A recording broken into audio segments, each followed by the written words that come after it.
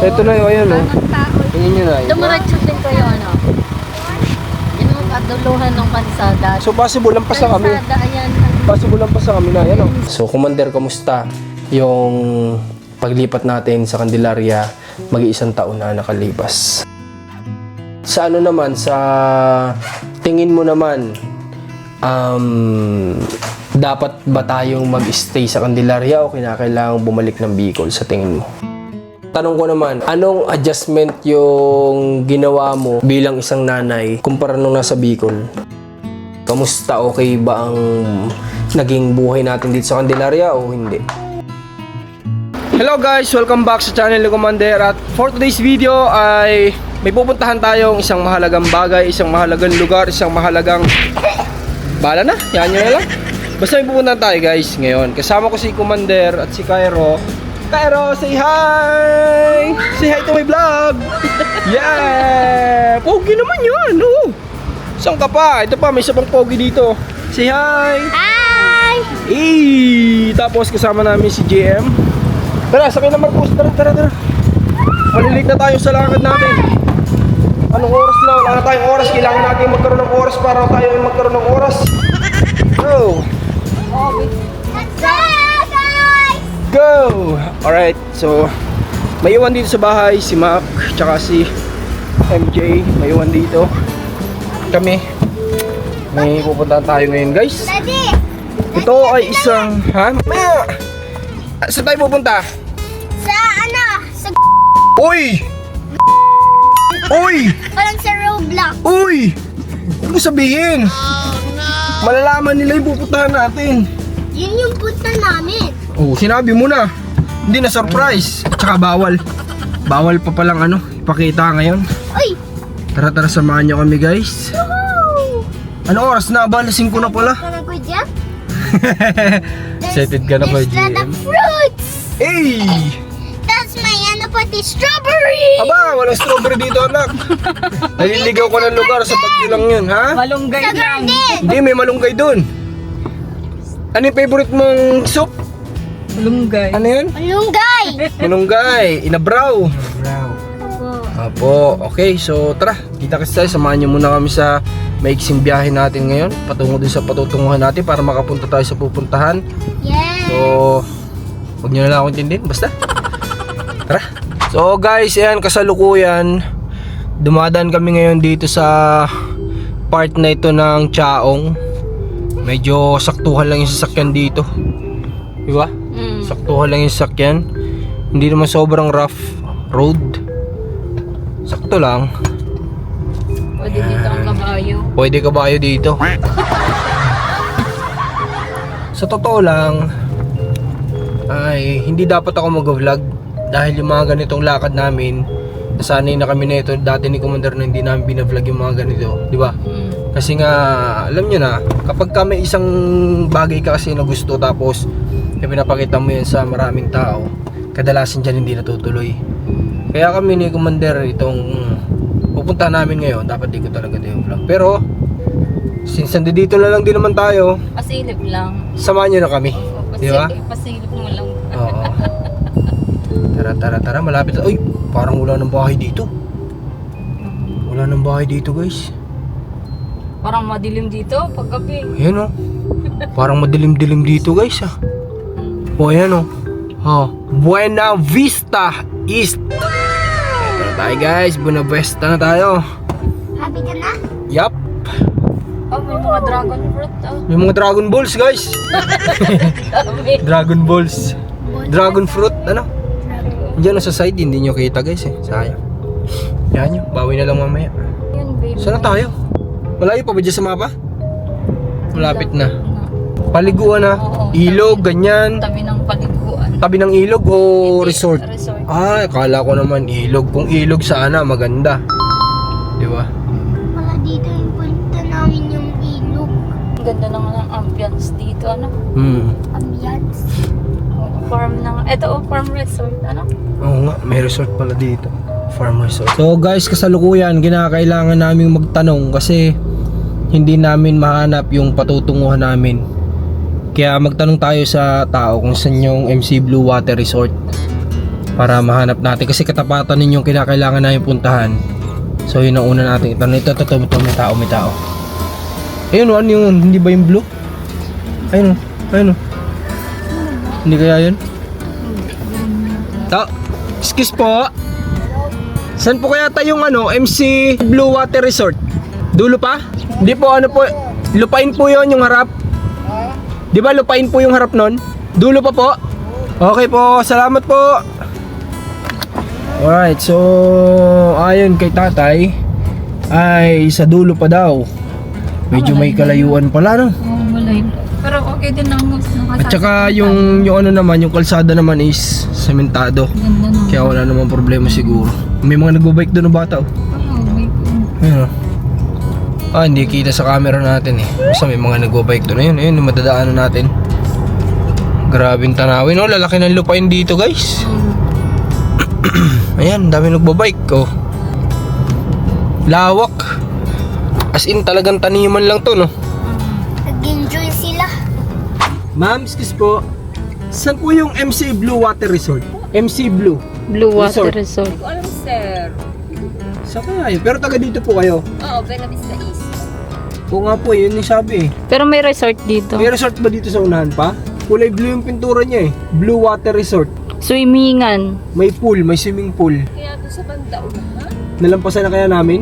Pero sa pagkakaalam nyo, May irrigation dito. Hindi ko alam kung iyon yun. pero Irrigation lang yun. irrigation lang. Pero resort wala na. Wala. Okay. Irrigation siya. So possible, lampas na tayo. Mali, kaya duda ko yung tatay kanina eh. Parang hindi siya sigurado. Sige, salamat po ha. Sige. Thank you. Okay, so kailangan natin guys umikot kasi isang tanong pa. Kasi gano'n naman dapat eh. Huwag tayong mag-base lang sa isa, dalawang napagtanungan. Isang beses pa, baka mali natin sa unahan may nakakaalam kung saan yung pupunta natin. Then, mali nga natin, tama si tatay, dito pala. Mali din naman natin, tama si ate, nalampas na tayo. Tara, tanong tayo isang beses pa. Hanap tayo na pwede matanungan dito. Yung sana si tatay oh. Kaso nakahawak sa zipper eh, huwag tayo dyan. Nakakatakot. Nakahawak siya sa zipper eh, huwag ko. Mahirap na. Huwag I know like.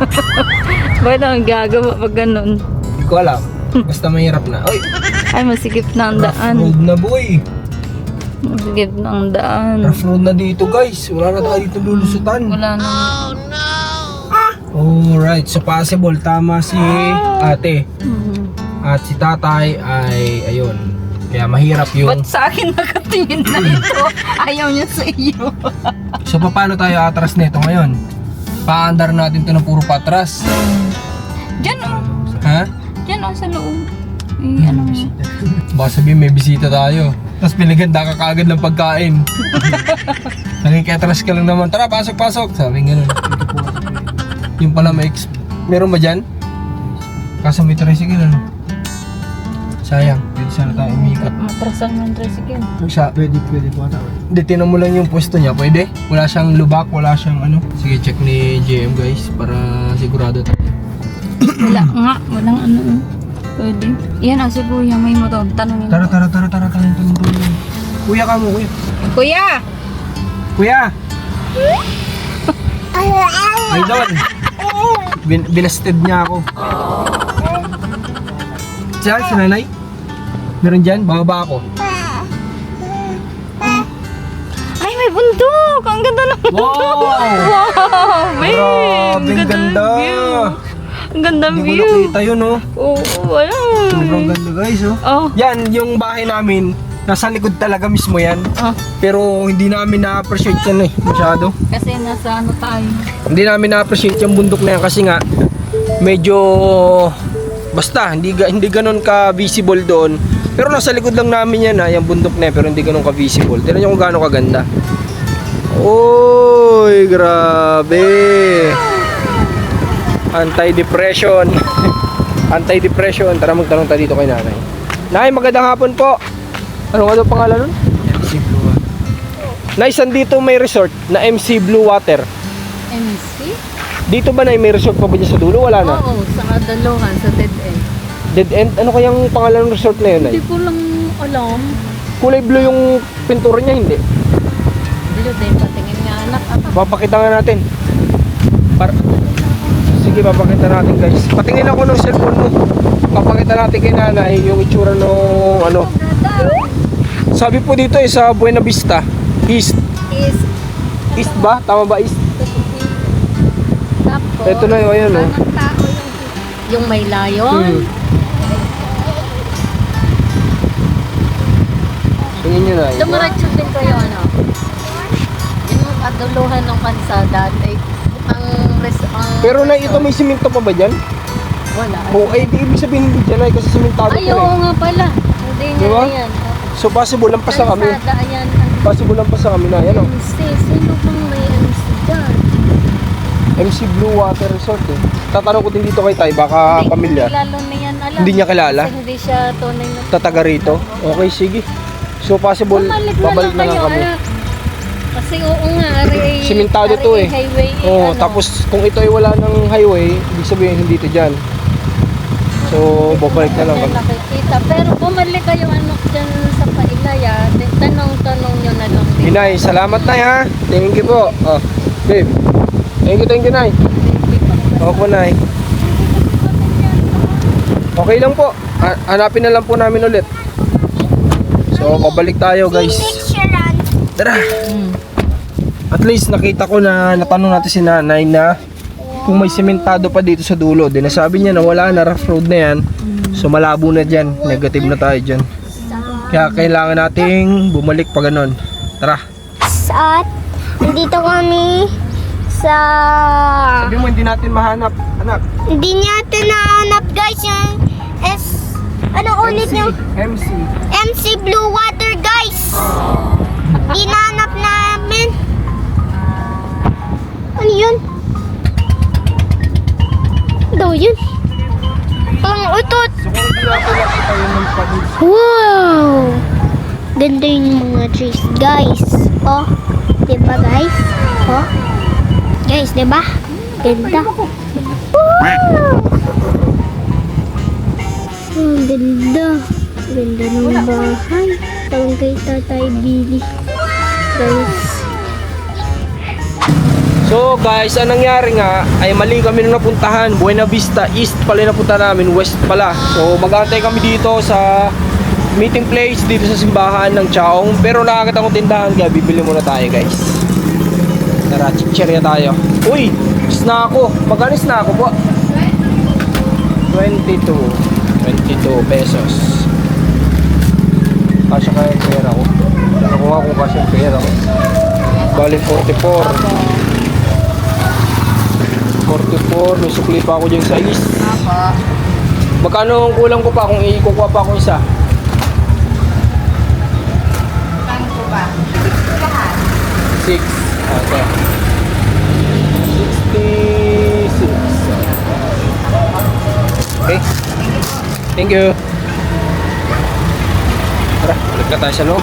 Guys, update tayo. Alas 6 na ng hapon. At eto, nakita naman na namin yung magsasama sa atin. So maling-mali talaga na daanan namin. Doon kami sa kabila dumaan kanina. Nag-enjoy na pati. Nag-enjoy na kami sa tanawin doon. Sobrang ganda. So mali pala, dito pala sa kabila, sa West pala tayo. West Philippine Sea. Dito pala tayo. Mali tayo na napuntahan. Saan na yun? Sinusundan natin na wala. Paspas naman kasi sila, nakamotor sila. Bahala kayo, pag di kami nakasunod, uwi na kami. Medyo maliliit lang yung daan nila, no? Barangay Road. Hindi Buggy Road. Hindi Baguio Road, anak. Malayo ang Baguio Road. Barangay. Road. Yan, Barangay Road. Road.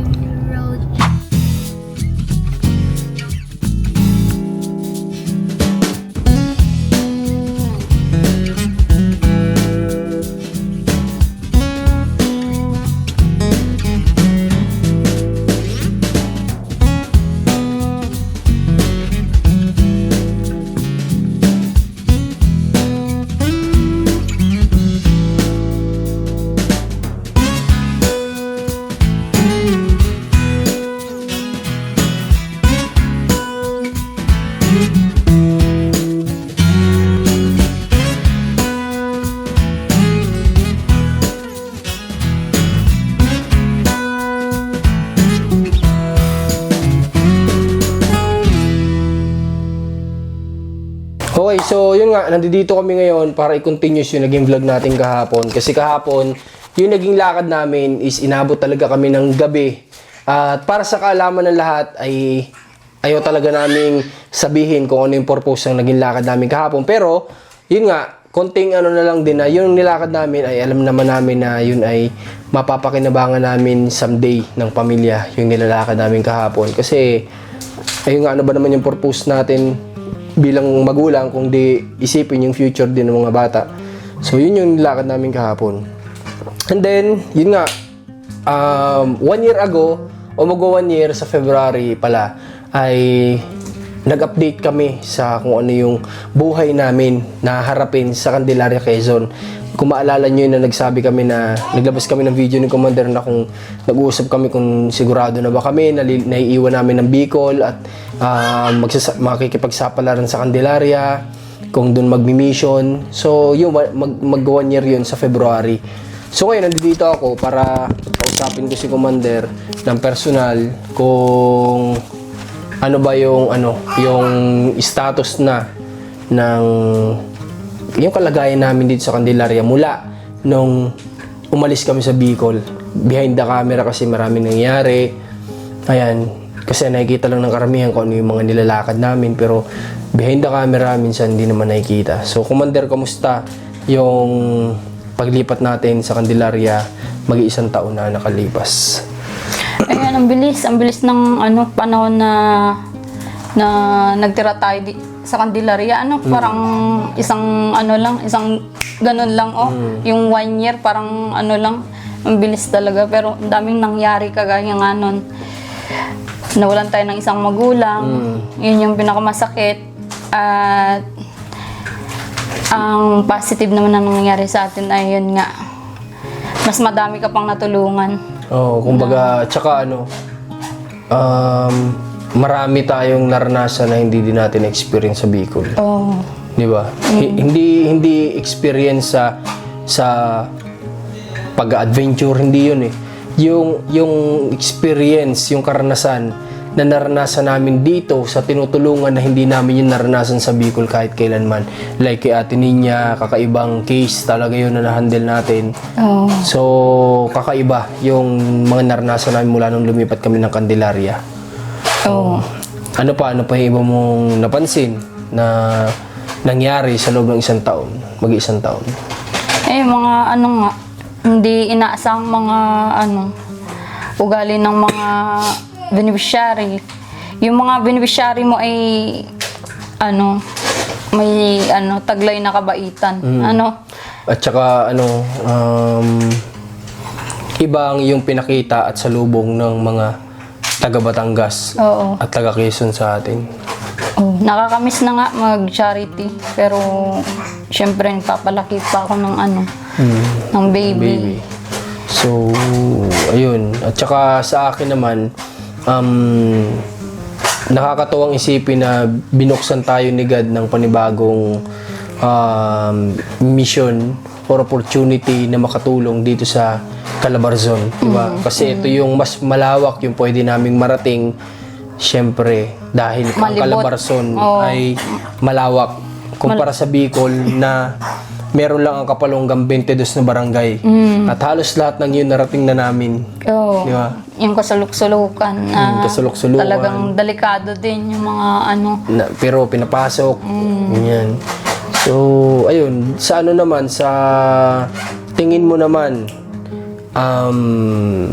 dapat ba tayong mag-stay sa Candelaria o kinakailangan bumalik ng Bicol sa tingin mo? Oo naman. Dapat tayong mag-stay kasi hindi pa natin halos 1/4 na libot ang Calabarzon. Halos ilang pamilya pa lang yung natulungan dyan kumpara dun sa pinanggalingan natin na halos nalibot na natin. Ilang pamilya na yung na-sharean natin dun. Talagang hindi pa natin ikot lahat ng Marami pa talaga. Kasi imagine nyo, ilang part pa lang sa Batangas yung napupuntahan natin, San Juan, Rosario pa lang. And then, di pa tayo nakakarating ng iba pang mga bayan ng Batangas, malaki ang Batangas. Sa isang hindi pa natin naranasan ngayon, naranasan mo, ay mafe-future sa television, yung mga isang ganyan. beneficiary. Doon halos magbabiral tayo doon, pero mga ano lang, talagang mahal nating viewers ang nakakaalam. At saka kumbaga yun nga, first time nating humarap o Nakilala. hindi humarap sa hukuman dahil nandoon yung tinutulungan natin, sinasamahan natin. Oo. So first time nating humarap sa mga ganung bagay na hindi ko naman naranasan sa Bicol. Tapos yung pumunta tayo ng Rafi Tulpo, mga ganyan, hindi ko in-expect na darating tayo sa point na ganun. Pero yun nga, will God yun na mangyari, kaya nangyari. Diba? Ngayon naman kay Nanay Minerva, yun, mafe-future siya sa TV. Sana ma-feature yung kwento ni Nanay Minerva nang dahil sa atin din, sana sa team, di ba sa team. Dahil sa Team Marcos, sana si Nanay Minerva ay ma-feature at maibahagi yung kwento ng buhay niya. Kung ikaw yung i-future sa television, papayag ka ba? Kung ako, Oo. tatanungin, oo naman. Kasi syempre, alam mo naman yung naging buhay ko. Kung sa ating... Oo. Wait lang. Excuse. Kasama na daw siya sa video. Upo ka dyan. Dito. Upo ka dun kay Huwag lang maingay ha, huwag magsasalita. Okay, so, kumbaga, sa akin, alam naman natin dalawa na si Commander kasi yung merong naging mas maayos na buhay kumpara sa amin. At saka, paras kami may pinagdaanan, pero kumbaga yung sa akin din kung ibabahagi ko, okay naman kasi alam ko may matututunan din ang tao doon. Tsaka, yun, marami malulungkot din kapag nilabas ko yung kwento ng buhay ko. Talagang teledrama. Pang maalaala mo kaya din ang buhay ko. Pang MMK, ganun. Kaya kung ako tatanungin, oo naman. Yes, kasi kung may matututunan ng tao, payag ako. Pero kung wala naman silang mapupulot na aral, di wag na lang, di ba? Oo. Pero ayun, ang tanong ko naman, anong adjustment yung ginawa mo bilang isang nanay kumpara nung nasa Bicol? Wala naman akong adjust. Kaso nga lang isang adjustment lang yung, syempre sanay na yung katawan ko ng paglalabas araw-araw, pag-mission araw-araw. Ang adjustment ko lang ay yung nasa bahay na lang. Yun na lang yung kaso nga lang ini-enjoy ko na lang kung paano ko asikasuhin sila, Cairo at ni Kian. Marcos. Yun na lang, ini-enjoy ko na lang, kaya parang ang bilis nga ng araw. Ako naman, ang adjustment ko naman ay sa unang-una sa panahon. Kasi sa Bicol, mas matagal ang tag-ulan kaysa sa tag-init. Oo. So, mas limited ang nagagawang mission doon kapag sumapit na yung tag-ulan. Nakita niyo naman may mga time na hindi mo pipiliting lumabas dahil sa sobrang delikado ng kalsada. Pero dito, since dito tayo, mas matagal ang tag-init kumpara sa tag-ulan. Kaya, Mas madaming nagagawa. mas marami kaming nagagawa. Yun yung adjustment na nanibago ako kasi nga mas mahaba yung nagiging mission namin dito kumpara sa Bicol. Yun yung adjustment ko una sa panahon. Tapos, pangalawa ay sa kalsada at sa pinupuntahan. Kaya sa Bicol, talagang kinakailangan mo minsan umakyat ng bundok, kinakailangan mo tumawid ng ilog, kinakailangan mong dumaan sa putikan kahit lubog ng halos kalahati ng mga paa mo. Kailangan mong gawin yun. At sobrang risk ng kalsada. Dito, although patag naman, pero may kalayuan. May kalayuan. Diba, umaabot ng oras yung biyahe. 2 Kakalayo oras. yung mga Papunta pa lang doon, 2 oras. So, balikan, 4 na oras. Malayo. Kumpara sa Bicol na babiyahe lang kami minsan 30 minutes, 1 hour. Pinakamalayo na siguro 1 hour. Nandoon na kami sa beneficiaries. Yun yung adjustment. So, yun yung tsaka dito sa Candelaria, sa Calabarzon ay parang nakakatatlong vlog kayo sa maghapon. sa maghapon. Sa Bicol, parang hirap gawin, lalo na kapag maulan. Di ba? Tama na makapunta ka sa isa. Kasi nga yung panahon, iniisip mo, sobrang dilim na, sobrang ingay ng ulan, hindi ka naman makapag-vlog kapag puro ulan yung naririnig. Kaya ang hirap. Pero pasalamat kami at dito sa Calabarzon ay mas matagal ang summer kumpara sa tag-ulan. Yun yung adjustment. So, sa madaling salita, kamusta? Okay ba ang naging buhay natin dito sa Candelaria o hindi? Okay dito kasi mas accessible na lahat. At syempre, unang-una yung mga beneficiary natin ay talagang well appreciated sila sa mga ginagawa ng charity vlogger na kagaya mo. At saka mas maraming dumating na opportunity talaga dito sa nung napalipat tayo dito. Pero syempre, hindi para kalimutan ng Bicol dahil nung kami nagsimula. Meron din time na May mga time pa rin na kapag bibisita ng Bicol, pwede na nakakamiss talaga, nakakamiss din kasi doon tayo nagsimula, doon tayo nakilala yung mga ibang viewers natin. Pero yun, mahirap magsalita ng tapos kasi kung sasabihin naman natin na mga possible na pwede natin gawing mission na sa Bicol is like mamigay sa isang barangay, hindi natin masasabi, di ba? Na hindi na tayo mag-handle ulit doon ng may possibility mag-handle ulit ng individual.